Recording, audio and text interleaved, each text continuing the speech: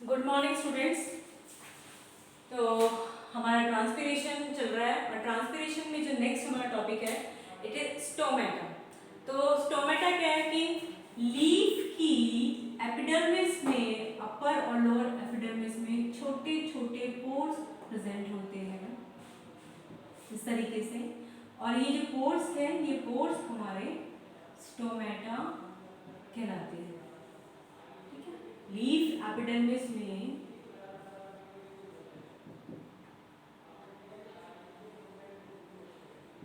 Leaf epidermis में अपर और lower जो ये लीफ एपिडर्मिस होती है उसमें छोटे छोटे पोर्स ये प्रेजेंट होते हैं और ये पोर्स जो है हमारे स्टोमेटा कहलाते हैं। अब स्टोमेटा यानी कि बाह्य त्वचा पे, जैसे हम कह रहे हैं ना एपिडर्मिस, तो ये इसकी बाह्य त्वचा। तो शाकीय पौधों के या फिर जितने भी जो प्लांट्स होते हैं उनके जो सॉफ्ट एरियल पार्ट्स होते हैं, कुछ प्लांट्स की जो स्टेम होती है उसमें भी पाए जाते हैं। और कुछ प्लांट्स की जो जैसे सतह है, आंतरिक सतह, नम सतह को बाहर की शुष्क वायु के संपर्क में लाते हैं जिससे कि ट्रांसपीरेशन हो सके। और मेन इनका क्या है कि इनका वायुमंडल के बीच में गैसेस का एक्सचेंज करने का काम होता है। और फोटोसिंथेसिस की जो प्रक्रिया होती है उसमें ये मतलब जो गैसेस एक्सचेंज है, गैस एक्सचेंज क्या है, इनका मेन काम क्या है, गैसेस एक्सचेंज, गैसेस एक्सचेंज और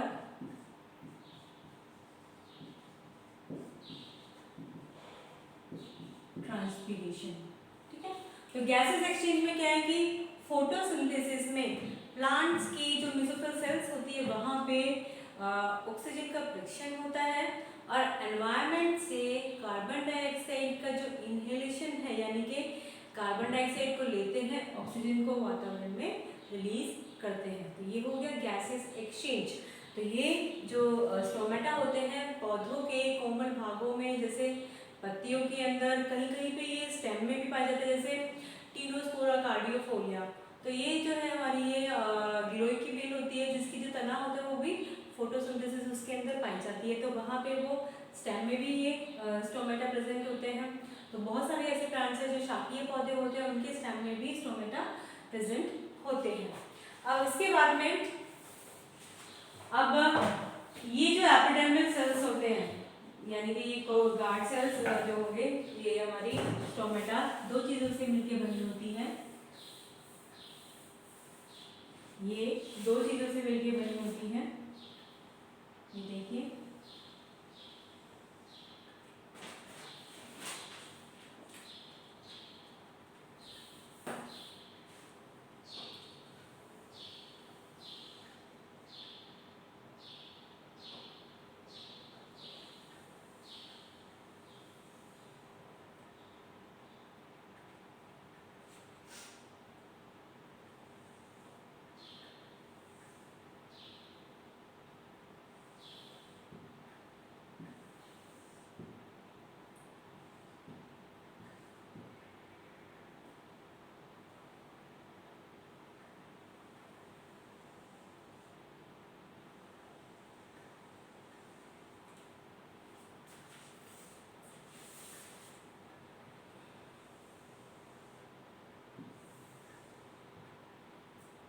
एक गार्ड सेल तो हमारे डम्बल शेप्ड होते हैं,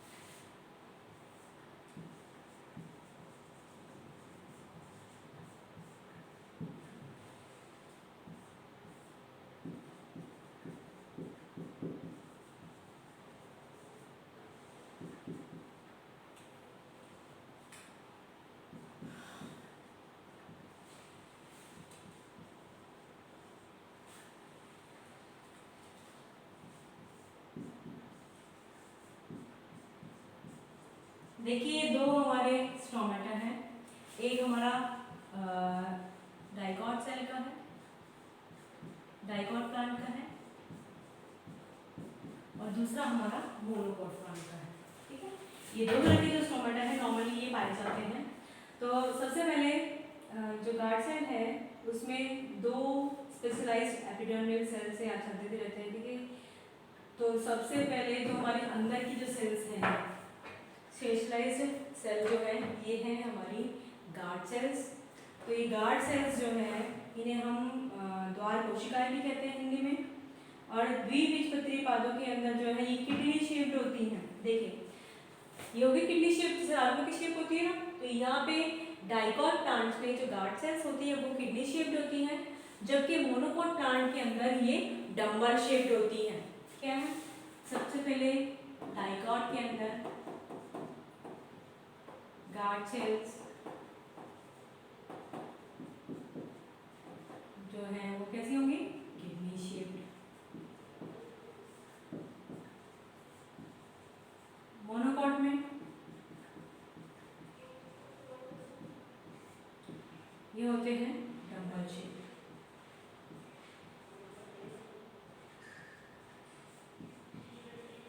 डंबल शेप।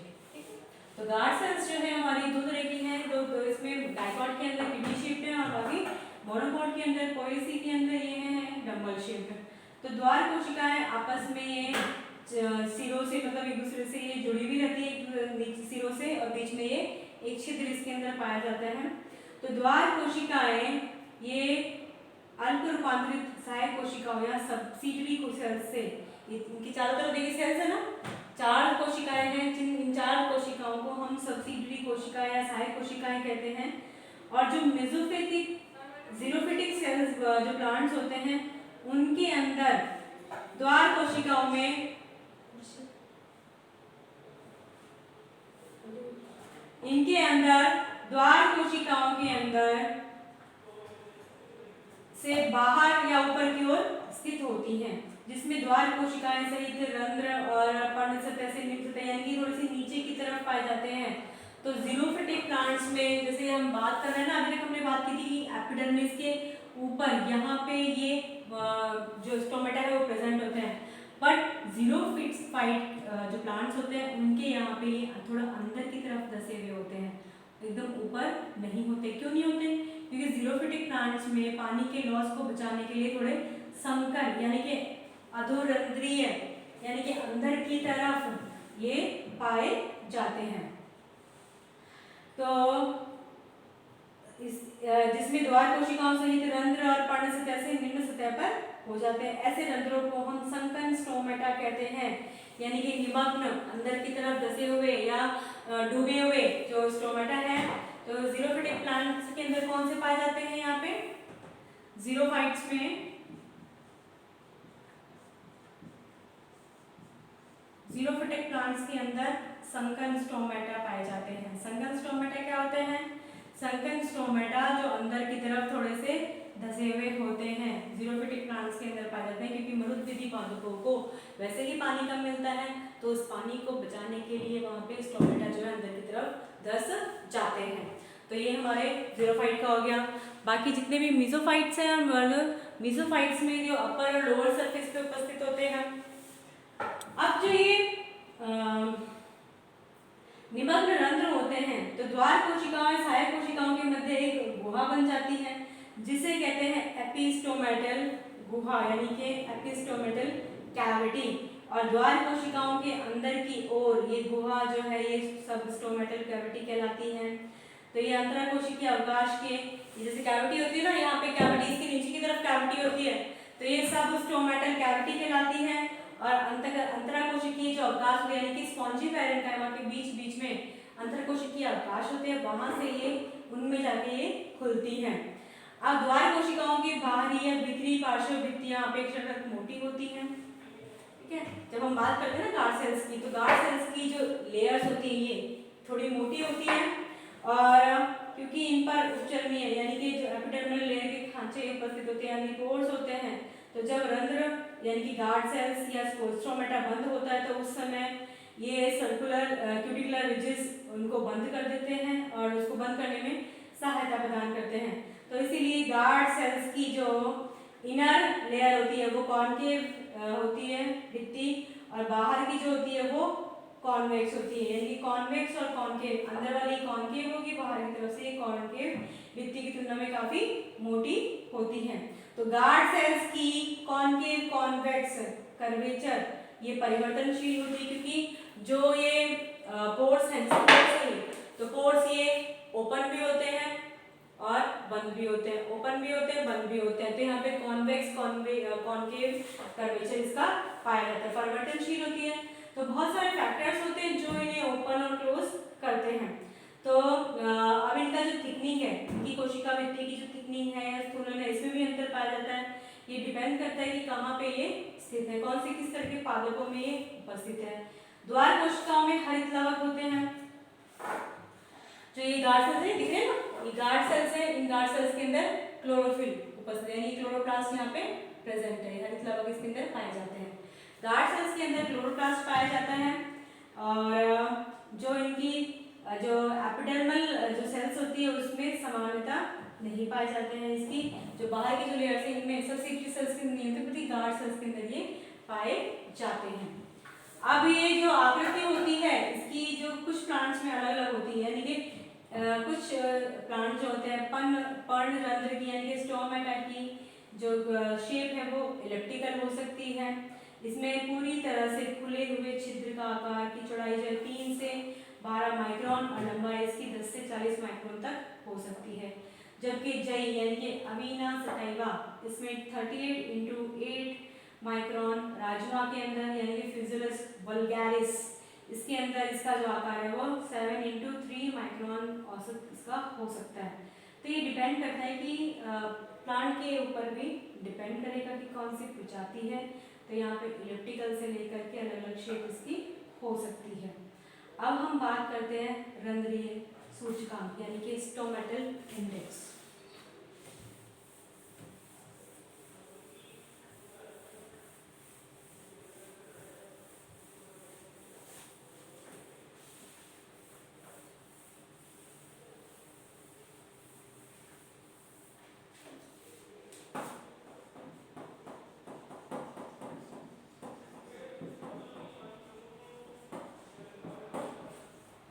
स्टोमेटल इंडेक्स, तो स्टोमेटल इंडेक्स का मतलब होता है कि डाइकोट प्लांट में जो स्टोमेटा होता है पर्ण की यानी कि लीफ की नीचे वाली सतह पर बिखरे हुए होते हैं, और मोनोकोट प्लांट्स जो होते हैं उनके अंदर ये समांतर मतलब अनुदैर्ध्य पक्ष पे यानी कि उनके पैरेलल व्यवस्थित होते हैं।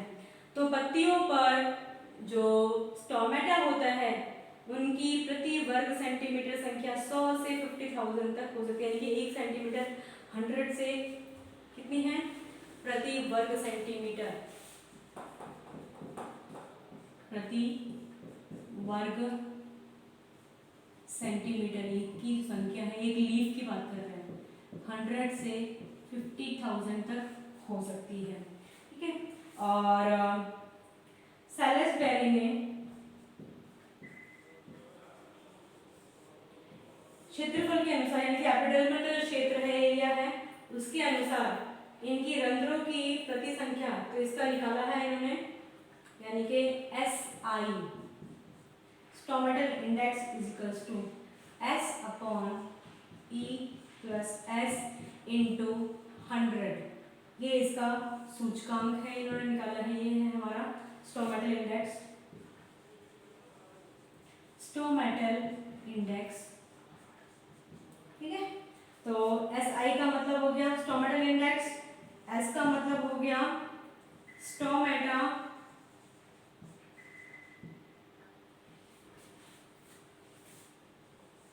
Stomatal unit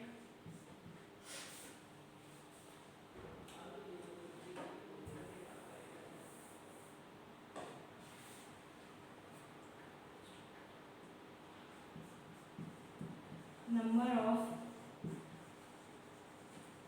stomatal unit in area, ठीक है। E का है हमारा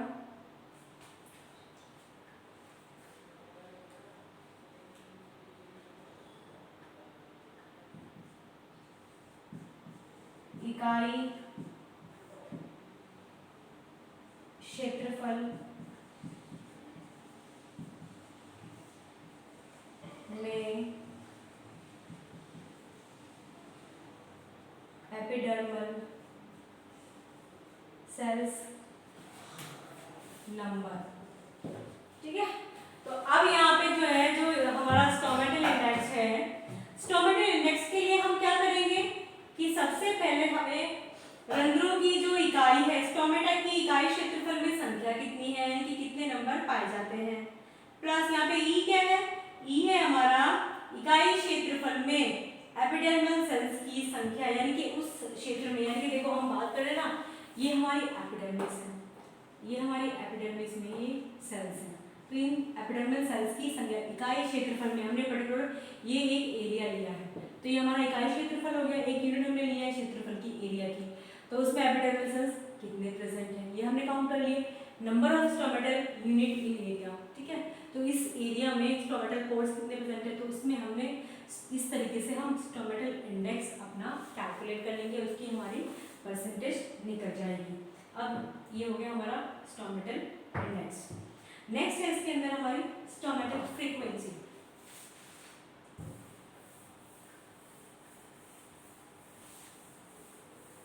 फ्रीक्वेंसी का मतलब होता है आवृत्ति, यानी कि स्टोमेटा की आवृत्ति जो है, फ्रीक्वेंसी जो है वो कितनी हो सकती है,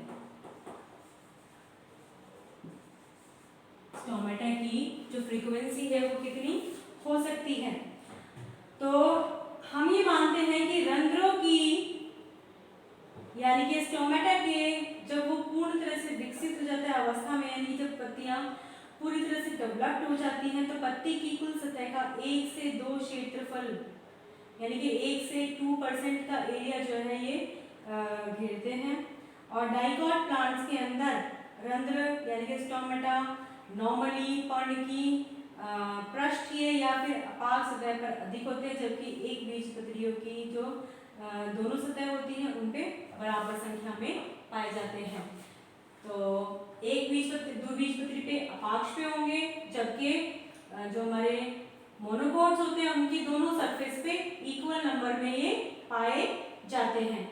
अब प्लांट किंगडम जो होता है, जैसे फंजाई है या एल्गी है, उनके अंदर जो स्टोमेटा है वो पूरी तरह से एब्सेंट होते हैं, लेकिन एंजियोस्पर्म्स और जिम्नोस्पर्म्स इनके अंदर स्टोमेटा पाए जाते हैं। अब कुछ हमारे एक्वेटिक फ्लावरिंग प्लांट्स हैं, ये भी इसके एक्सेप्शंस हैं, क्योंकि एक्वेटिक प्लांट्स जो है वो ऑलरेडी कहाँ पे होते हैं, पानी के अंदर होते हैं, तो वहाँ पे भी जो पोर्स हैं वो कुछ में हो सकते हैं, कुछ में एब्सेंट हो सकते हैं। सैलिसबरी ने 1927 के अंदर ही जो स्टोमेटा है उसके रिलेशन में कुछ मतलब अपने पॉइंट्स रखे। सबसे पहले तो उन्होंने बोला कि एक ही लीफ में भिन्न भिन्न, यानी कि अलग अलग जगह पर इनकी आवृत्ति अलग अलग हो सकती है। जैसे पर्ण का जो आधार होता है, पर्ण के आधार से शीश की ओर इनकी जो आवृत्ति फ्रीक्वेंसी है वो बढ़ती है, मध्यशिरा क्षेत्र में से पर्ण तटों की ओर आवृत्ति बढ़ती है। यानी कि जैसे हम बात करते हैं ना कि ये हमारा एक लीफ है, तो सैलिसबरी ने क्या कहा कि पर्ण के आधार, यानी कि हम यहाँ से बात करते हैं, यहाँ से अगर आगे की तरफ जाएं तो हमारी जो फ्रीक्वेंसी है स्टोमेटा की वो इंक्रीज हो रही है, और इधर से इधर की तरफ अगर हम जाएंगे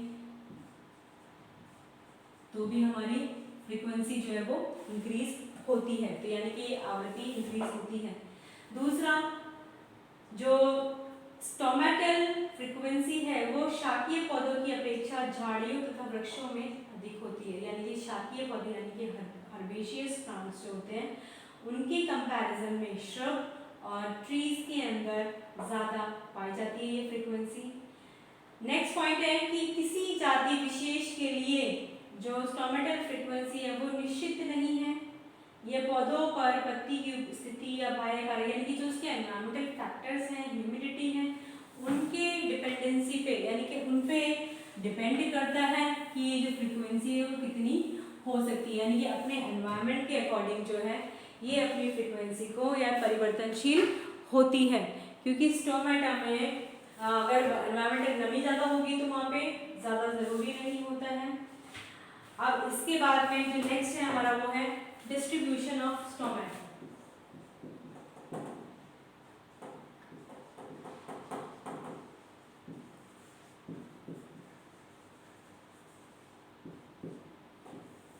डिस्ट्रीब्यूशन ऑफ स्टोमेटा, तो सबसे पहले है इसके अंदर हमारा पोमैटो पोटैमोजिटॉन, पोटैमोजिटॉन टाइप या एस्टोमैटिक। दूसरा है इसके अंदर निम्फिया। तीसरा है टैटो टाइप।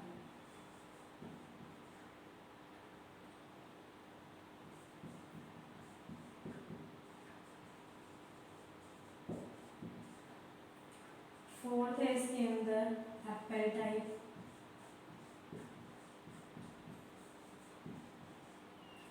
फाइव है इसके अंदर पोट।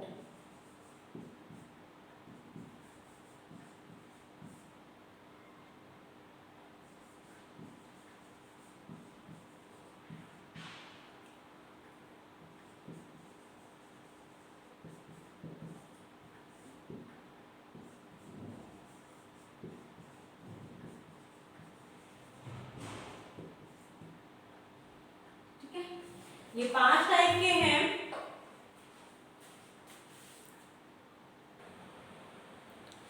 ये जो 5 टाइप है ये है हमारा डिस्ट्रीब्यूशन के अनुसार, यानी कि जब जो स्टोमेटा होते हैं उनको वितरण के आधार पर जो प्लांट्स होते हैं लीफ में निम्नलिखित श्रेणियों में यानी कि 5 कैटेगरीज में इनको डिवाइड किया गया है। तो पहली कैटेगरी जो है हमारी वो है पोटैमोजिटॉन या वेलिसिनेरिया या फिर अरंध्री। वेलिसिनेरिया या वेलिसिनेरिया, तो वेलिसिनेरिया क्या है? ये है एक एक्वेटिक प्लांट। एस्टोमेटिक यानी कि जिसके अंदर रंध्र जो है उपस्थित तो होंगे लेकिन उनका कोई भी काम नहीं होगा। जैसे ये वेस्टिजियल ऑर्गन जो होते हैं यानी कि लुप्त अवशेषी जो होते हैं, एब्सेंट होते हैं, होते हुए भी इनमें स्टोमेटा का कोई काम नहीं होता है, यानी कि यहाँ पे ये वेस्टिजियल है। तो इसलिए इसको पोटैमोजिटॉन, वेलिसिनेरिया, जैसे ये पौधे होते हैं ना, वेलिसिनेरिया है, हाइड्रिला है, एग्जाम्पल इसका वेलिसिनेरिया,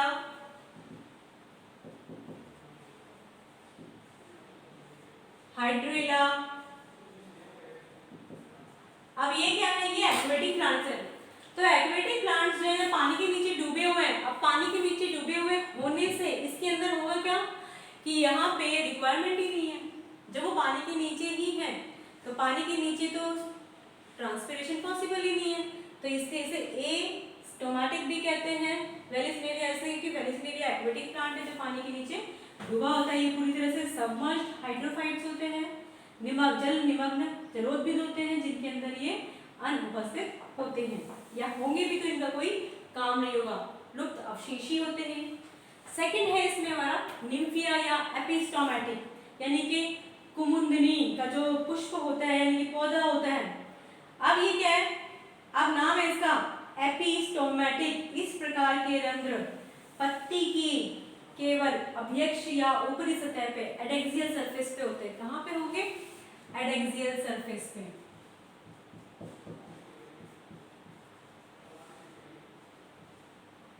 ठीक है, ये पत्ती है, पत्ती की ऊपरी सतह यहाँ पे पत्ती की ऊपरी सतह पे, ये इसलिए इसको बोलते हैं एपिस्टोमेटिक। ठीक है, तो ये हमारा निम्फिया और विक्टोरिया।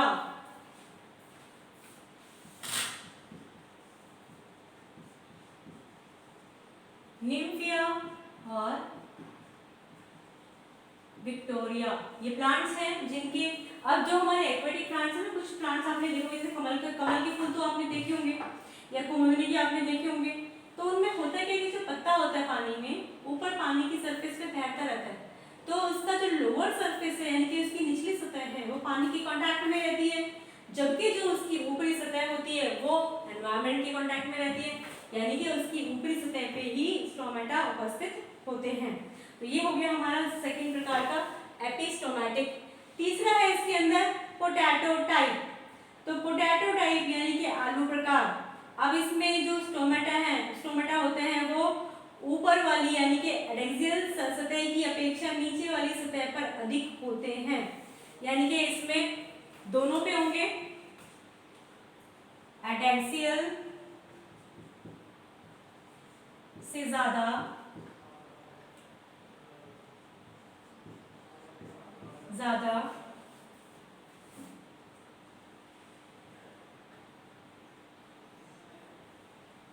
एडेक्सियल से ज्यादा लोअर सरफेस पे होते हैं। तो इसका हो जाएगा पोटैटो। पोटैटो इसका हो जाएगा सोलेनो ट्यूबरोसम।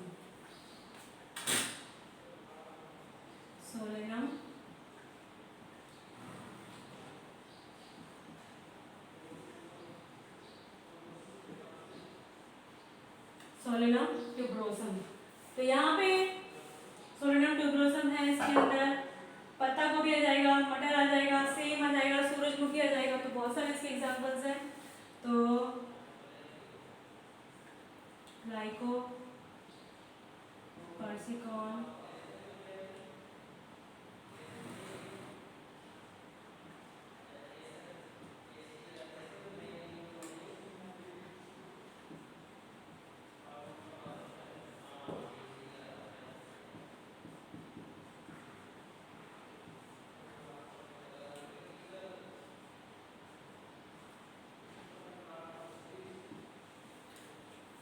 ये इसके एग्जांपल हैं। जो हमारी पोटैटो टाइप है यानी कि दोनों सरफेस पे इसके प्रेजेंट होते हैं, बट ऊपर वाली सरफेस पे ज़्यादा होते हैं, लोअर सरफेस पे जो इसके स्टोमेटा हैं वो कम पाए जाते हैं, अपर सरफेस पे इसके स्टोमेटा ज़्यादा होते हैं। नेक्स्ट है इसके अंदर हमारा एप्पल टाइप। तो एप्पल टाइप में क्या होता है कि इन प्लांट्स में रंध्र जो है, इनके स्टोमेटा जो है लीफ के एबैक्सियल सरफेस पर ही उपस्थित होते हैं। किस पे होते हैं? एबैक्सियल सरफेस पे।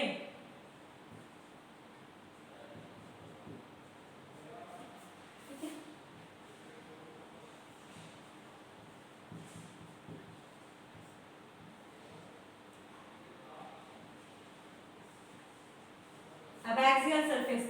अभी एबैक्सियल सरफेस पे क्या होगा कि ये तो इसकी अपर सरफेस है, यहाँ नीचे की सरफेस पे इस पे यहाँ प्रेजेंट होते हैं। एबैक्सियल में जो इसकी लोअर सरफेस होती है उस पे प्रेजेंट होते हैं। तो इसके अंदर है जैसे एप्पल है, पीपल है, कनेर है। इसके एग्जांपल्स हो जाएंगे नीरियम, इंडिकम,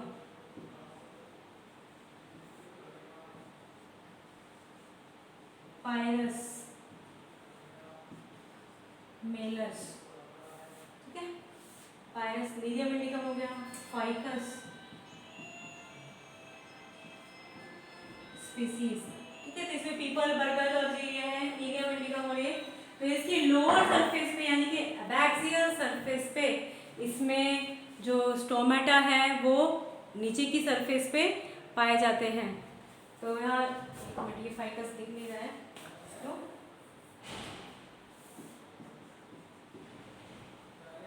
फाइकस स्पीसीज। ठीक है, पीपल, बरगद जो होते हैं वो इसके अंदर आएंगे। तो ये जो लोअर सरफेस पे है और लोअर सरफेस पे इनके यानी कि एबैक्सियल सरफेस पे, सपोज अभी बात करते हैं एक लीफ है, ठीक है, तो ये इसकी अपर की सरफेस है और इसकी लोअर सरफेस है। तो ये इसकी एडैक्सियल सरफेस हो गई, ये इसकी एबैक्सियल सरफेस हो गई। तो यहाँ पे नीचे की जो सतह होती है उसके ऊपर ये पाए जाते हैं।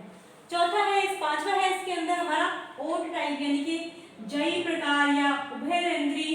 तो इसके अंदर जो है पत्ती की दोनों सतह पर इक्वल, तो यहाँ पे क्या है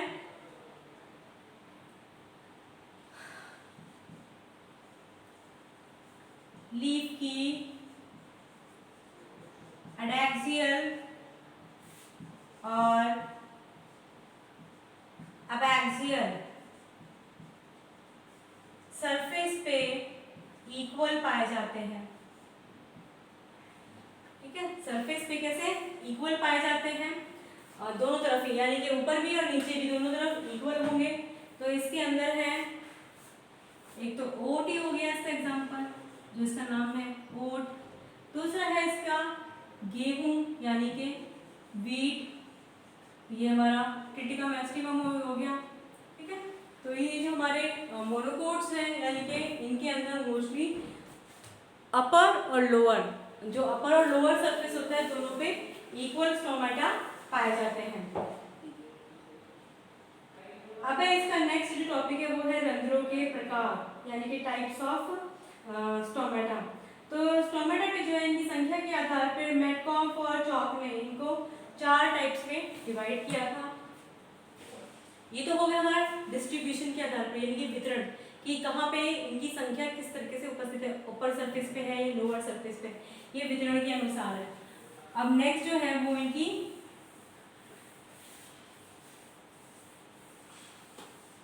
इनकी टाइप के प्रकार पे।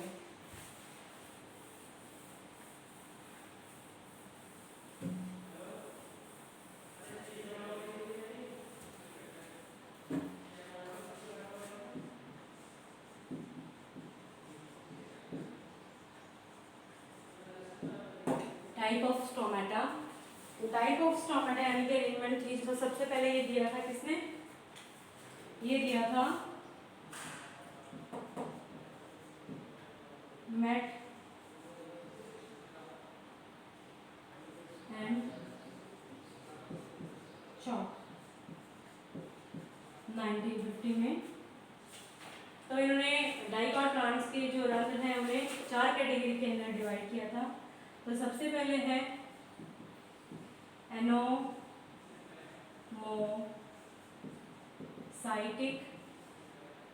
दूसरा है इसका एनीसोसाइटिक,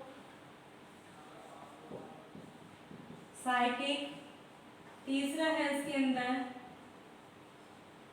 पैरासाइटिक, चौथा है इसके अंदर डायासाइटिक। ठीक है, तो ये हमारे 4 टाइप के हो गए। तो सबसे पहला जो है इसके अंदर वो है हमारा एनोमोसाइटिक। एनोमोसाइटिक में ये रेननकुलस प्रकार के रंध्र इनको कहा जाता है। यहाँ सहायक कोशिकाएं एब्सेंट होती हैं, जैसे अभी हमने स्ट्रक्चर पढ़ा था ना, सब्सिडरी सेल्स होती हैं, और इसके अंदर अनेक साधारण बाह्य त्वचा यानी कि ऑर्डिनरी एपिडर्मिस सेल्स जो है अनियमित रूप से आच्छादित होती हैं। ये रेननकुलस टाइप का है। कैसा है ये? रेननकुलस टाइप का है।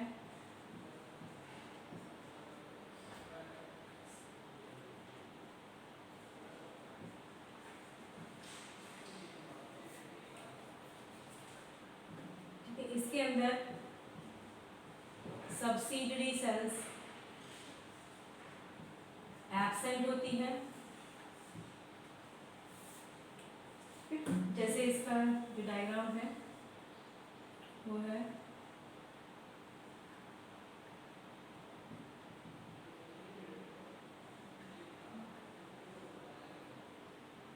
तो ये एपिडर्मल सेल्स होती है जो साइड में लगी हुई होती है। यहाँ पे कोई भी सब्सिडरी सेल्स नहीं पाई जाती है। एग्जाम्पल है इसका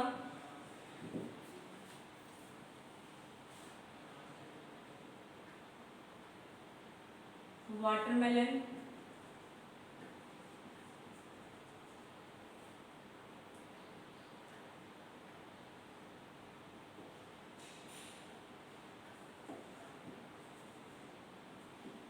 चिली और गेंदा, मैरीगोल्ड जिसे कहते हैं, मैरीगोल्ड। ये हो गया हमारा पहला वाला प्रकार का जिसके अंदर सब्सिडरी सेल्स एब्सेंट होती हैं, तो ये हमारा रेननकुलस टाइप का होगा। तीसरा है इसका एनिसोसाइटिक। ये क्रूसीफेरी टाइप का है, क्रूसीफर, क्रूसीफेरी, ये रैनकुलस, क्रूसीफेरी।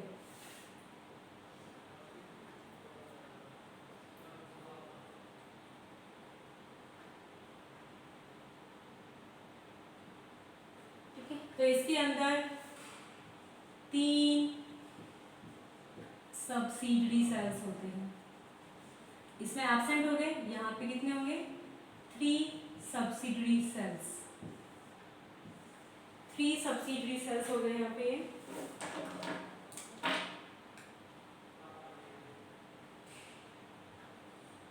3, इसके अंदर ये एब्सेंट, यहाँ पे 3 सब्सिडरी सेल्स हो गए। तो यहाँ पे 3 सब्सिडरी कोशिकाएं जो हैं वो रंध्र को, वो इसको स्टोमेटा के जो गार्ड सेल्स होते हैं उनको घेरे हुए होती हैं।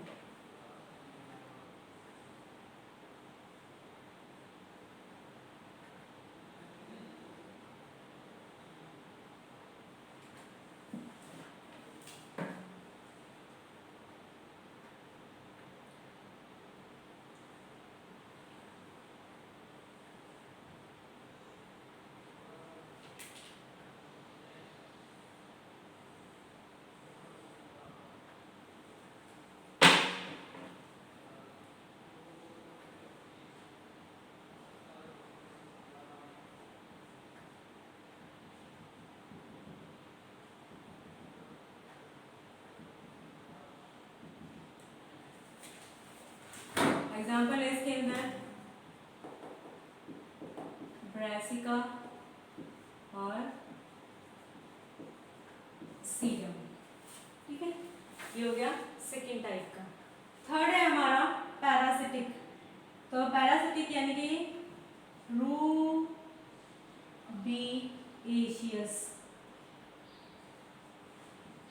रूबिएशियस टाइप का है।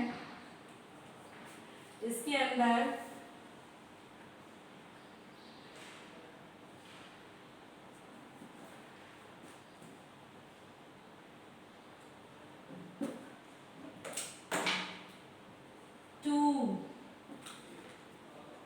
subsidiary cells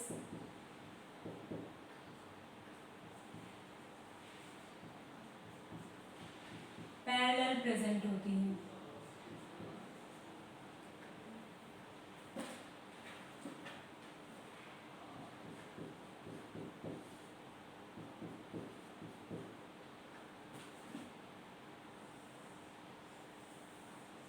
दो कोशिकाएं इसके अंदर एकदम पैरेलली प्रेजेंट होंगी। तो इसका डायग्राम बना लेते हैं यहाँ पे।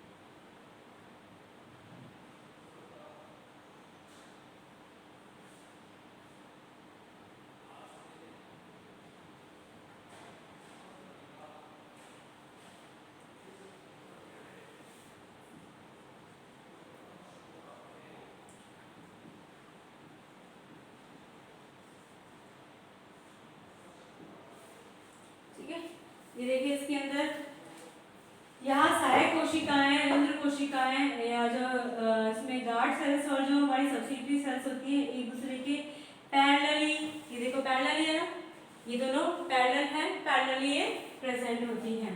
अब दूसरा है इसके अंदर डायसाइटिक। डायसाइटिक जो है यहाँ पे ये रंध्र यानी कि इसमें जो स्टोमेटा होते हैं वो क्रॉस कोशिकीय प्रकार के होते हैं, क्रॉस सेल्ड होते हैं। इन्हें क्रॉस सेल्ड भी कहा जाता है।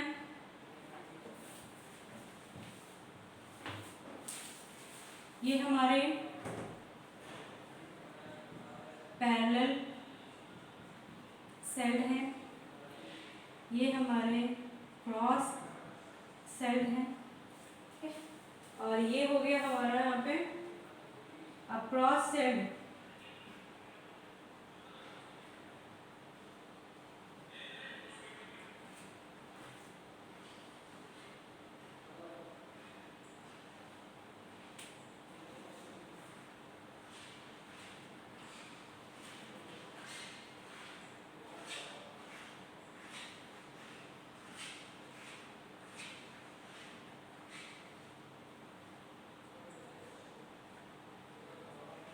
यहाँ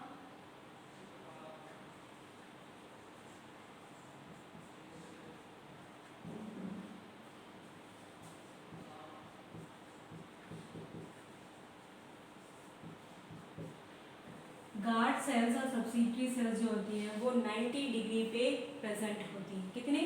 90 डिग्री पे प्रेजेंट होंगी। तो 90 डिग्री कैसे बनाएगा कि ये तो हो गई हमारी यहाँ पे गार्ड सेल्स,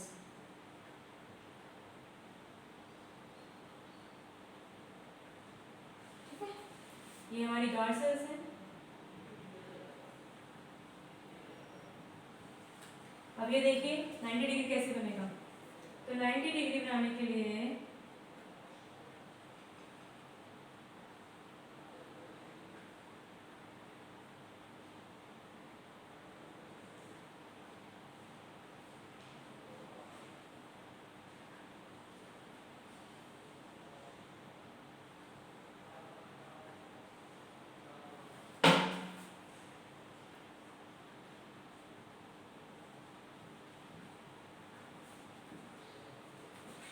इसका एग्जाम्पल है ऑसिनोम।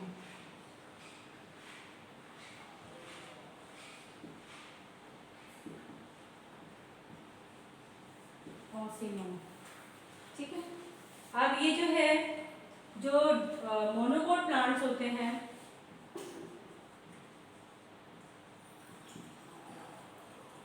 मोनोकोट प्लांट्स के भी दो कैटेगरी में डिवाइड किया है। एक है डंबल शेप्ड,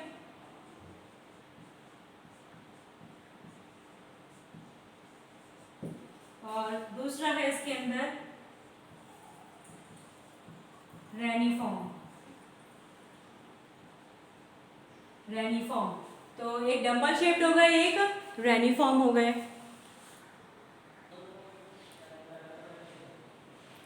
अभी हमारा मोनोकोट टाइप का है। तो मोनोकोट में क्या होता है कि डंबल शेप्ड हमारे इसमें गार्ड सेल्स होते हैं, और ये दो गार्ड सेल्स से ये आपस में घिरे रहते हैं, और ये हमारा ग्रासेस और वीट के अंदर पाया जाता है। दूसरा था इसके अंदर रेनिफॉर्म। तो गार्ड सेल्स, ये जो हमारी पहले वाली डंबल शेप की डंबल जो शेप है यहाँ पे स्टोमेटा है वो अपर और लोअर सरफेस पे दोनों के बराबर पाए जाते हैं। लेकिन रेनिफॉर्म जो है, रेनिफॉर्म केले के अंदर या लिली के अंदर ये पाई जाती है। तो इसकी अपर सरफेस पे और लोअर सरफेस पे यहाँ पे किडनी शेप भी है, कोशिकाएं होती हैं, और इसके अंदर 5 से 6 जो है केले के अंदर, जैसे हम बात करें 5 से 6 इसमें सब्सिडरी सेल्स होती हैं, जबकि रोइयों में कितनी होती हैं? रोइयों में 4 होती हैं, और इसके अंदर 5 से 6 होती हैं सब्सिडरी सेल्स।